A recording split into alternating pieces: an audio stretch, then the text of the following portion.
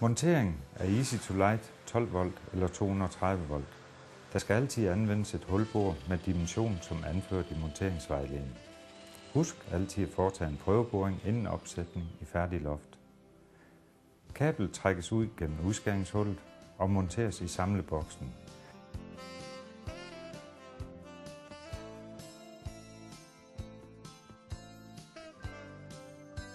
Det afmonterede dæksel tilpasses lænedimensionen, og dækslet virker herefter som kabelaflastning ved montering på samleboksen.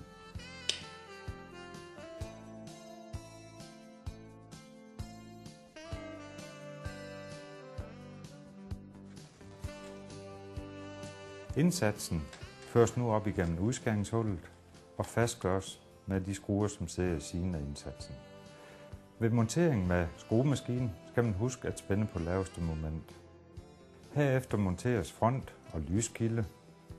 Husk, der skal altid anvendes lyskilder med aluminiumsreflektor, uanset om man vælger en 230 volt eller en 12 volts løsning. Samtidig skal der altid anvendes et installationskabel, som er minimum 90 grader varmebestandigt. Easy-to-Light er testet hos ETL Semco og blandt andet Glowwise testet til 850 grader.